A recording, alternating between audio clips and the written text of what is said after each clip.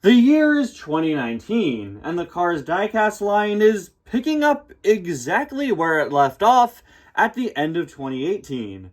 In an unprecedented move we'd never seen them do before, 2019's line started out simply as a continuation of the 2018 line, using the exact same card back style and even the exact same series. Of course, we'd have the series system run each year in the past, but each year we get a new and different set of series with new and different numbers. But this time around, they just continued with the series they had last year with very little change. The same card back style stayed. The poster even said 2018 to 2019, and all of the series that we got were just continued from the year before, with like one exception. The RSN line was dropped, with the cars from it being folded into the Florida 500 series instead, and the Doc's Racing Days series was launched.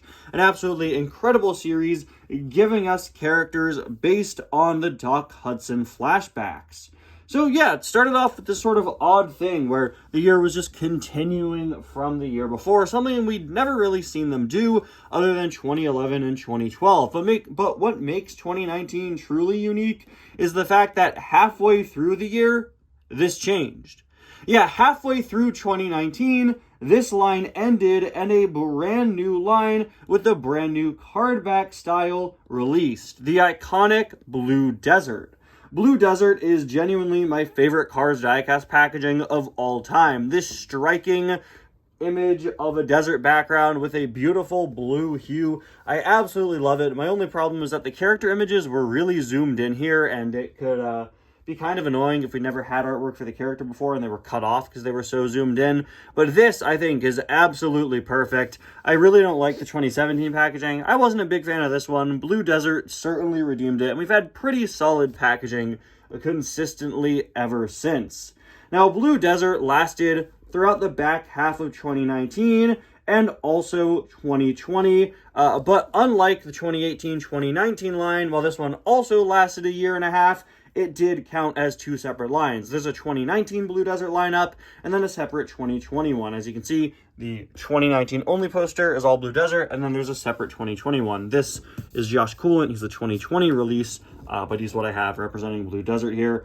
For this year's Blue Desert line, for the back half of 2019, we saw a lot of items that were previously out in this style of packaging in early 2019, as well as some new ones. So the series are pretty much the same, but there are some different ones. We had World Grand Prix, the Cutter Pin, Dynaco 400, Scavenger Hunt, Tractor Training, releasing some of the racing tractors from Cars 3, highly anticipated items this year, Radiator Springs, Thunder Hollow, Next Gen Piston Cup Racers, Florida 500, Ramon's Body Shop, Piston Cup Racers, Rusty's Racing Center, and Doc's Racing Days. I think that 2019 is one of the best years for Cars 3 diecast releases. Of course, Cars 3 continued to dominate the line this year, and it gave us so many incredible releases, and a lot of, honestly, the best Cars 3 releases of all time. This was the only year that they really focused on Cars 3 background characters, giving us Cutter Pin patrons,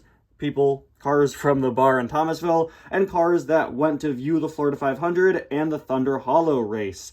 Cars like Andrew Vrooman, Xanadu Bumpers, Vanden Kerr, Bill Revs, Jen Tansadam, which is still one of my favorite names in the history of the line, and of course Kiel Motoray and Steve Herschel, an absolutely fantastic car that I'm sure many of you are surprised isn't the car I'm talking about today. This year also checked off so many cars that we were hotly anticipating, starting to give us the Legends with Flames, or the Hot Rod Legends as they called them. We got the updated Chris Revstopski this year, correcting a car that really bothered people previously. Sweet Tea finally came out. A lot of really, really highly anticipated items. Of course, some new next gens as well. I think this is a year that Cam Spinner came from. Yeah, so really great year here for the Cars diecast line. And beyond just Cars 3, we got some fun new expanded universe cars with the launch of the XRS with the Mud Racer and Drag Racer lines. Very similar to the TROC before, this line focused on giving us new variants of Cars 3 racers with unique gimmicks, and unlike the TROC, they actually had brand new molds with built-in play features, which was really, really cool. I absolutely love the mud racers. I think the drag racers are super underrated as well. We also got some really nice releases in the main line from the first two Cars movies, notably some new Cars 1 pit crew members, and finally some new Cars 2 World Grand Prix pit crew members. Really, really good time for World Grand Prix fans. Really helped us fill out our World Grand Prix collections, giving us a bunch of the missing pitties and re-releasing a lot of the pitties and crew chiefs. To this day, thanks to all the items related to this that came out in 2018, 2019, and a couple of 2020, we are now only missing 2 pitties, and then we'll have every crew chief and pitty from the World Grand Prix. But my favorite 2019 item is, I think, one of the most undeniably unique things the Cars diecast line has ever done. It's one of this year's super chases, hailing from Cars 2. It's Globie.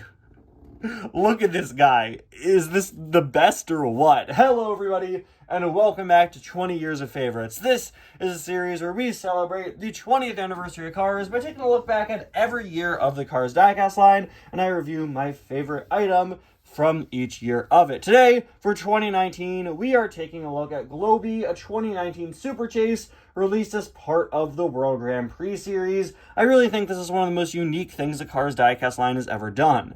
When Super Chases were coming out, a lot of people would debate what items were, worthy of being Super Chases, what deserved to be a Super Chase, and what didn't, right? Items like Mater with duct tape were pretty controversial because people felt like that wasn't worth being a super limited edition item. Well, I think Globie absolutely perfectly takes advantage of the concept of being a super chase. He's not like anything we've ever gotten before. This is not a living Cars character in the Cars universe. This is the World Grand Prix mascot, and according to Globie's card back, the diecast itself is based on the inflatable of him that we see Professor Z crash land on, but he's scaled down to be the size of a regular Cars diecast, as if Globie were a living character. This is just such a clever idea, in my opinion. Globie is an iconic part of Cars 2, and making him as part of the diecast line was just so smart and clever. If you want to see how he scales, here he is next to a World Grand Prix racer. He was, of course, a deluxe. This is just, I think, a one-of-a-kind Cars diecast. One of the single most strange, out there, interesting, unique ones we've ever gotten, and it's been one of my all-time favorites for a very, very long time. I think it's super underrated. This is an item I'm shocked that people aren't always talking about, because it really is a great one. Now, before we take a closer look at Globie here, I do want to apologize for this video being a day late. We try to get 20 Years of Favorites out on Mondays. This, of course, is coming out on Tuesday, but that is because last night I finished my final ever school assignment for my last year of college. So I was focusing on that. I'm graduating tomorrow, which is absolutely crazy. I plan to make a community post or maybe a video talking afterwards, but I just want to thank you guys so much for being here as part of my life, part of my journey. People from all around the world. Isn't that right, Globie? See, we tied it right back into the review. Globie is just so interesting. He is almost entirely metal, which is really nice. The spoiler here is plastic. Obviously, the wheels are plastic, and I think the part of his base might be plastic, maybe. He's just so interesting. He's just a ball with wheels. He has his little cross eyes here, which not all depictions of Globie are cross-eyed, but very much so the inflatable Globie is. And again, according to the card back, that seems to be what this is based on. He's got his little all-in-all logo here and his little smiley mouth. Of course, the concept is that, all in all is uniting the globe in the World Grand Prix. So these lines that create this grid pattern and go all the way across the globe all stem out of the all-in-all logo here. The countries on Globie are really funny because, they're pretty abstract. You can see that they are trying to be similar to real world countries, but they are very, very cartoony and stylized. It looks like we have Africa and Europe and Asia over here. On this side, we have something the vague shape of North America, and this genuinely looks like a leaf.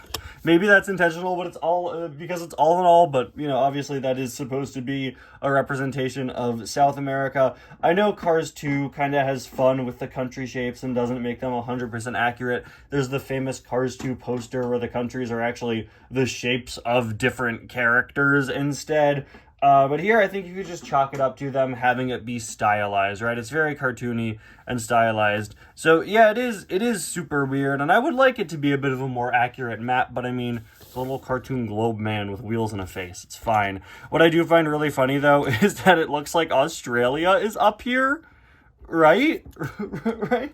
They couldn't find another place to put Australia, so they put it in a place of the Arctic. And for the record, this is a very rare case of a Cars diecast where detailing continues onto the base, which is incredibly cool, and you can see some sort of islands at the bottom. So, yeah, definitely not 100% accurate, but, I mean, it's just so fun and so funny and so clever, and for years, this is a sort of like pipe dream diecast for me. This is the sort of thing that I would always want them to do, and I was shocked that they did it. And for years, I've wanted them to do other items like this. Like, I've said it for years, I've joked for years, I want the Lightning McGrill that Sterling tries to sell in Cars 3 as a diecast.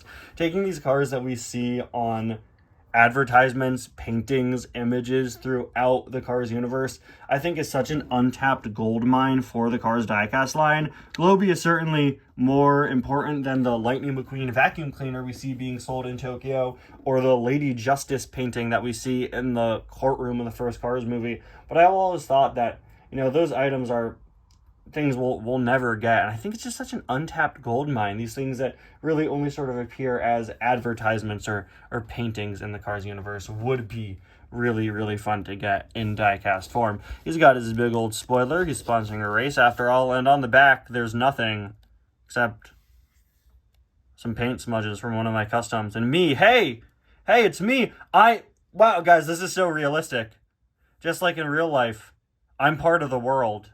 That's amazing right there. Look at that.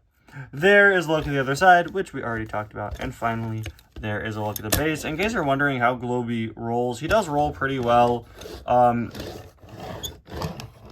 course, making turns with him is going to be pretty funny. And he can fall over pretty easily. Unfortunately, you can't make Globie do a sick flip. But yeah, he's built in a very funny way, as you can see. But there you have it, guys. This is Globie, one of my all-time favorite items, and I think one of the most unique, clever, and funny Cars diecasts of all time. And thank you all so much for watching, and I'll see you guys next time where we talk about 2020, one of my favorite years in the history of the Cars diecast line, and one of my least favorite years in the history of me being alive. That was a real bad year, wasn't it? But hey, some of the Cars diecasts we got were pretty cool. I actually am genuinely excited, all jokes aside, because next week, we're going to be taking a look at my favorite Cars diecast of all time. Thank you all so much for watching, and I'll see you guys next time. Bye now.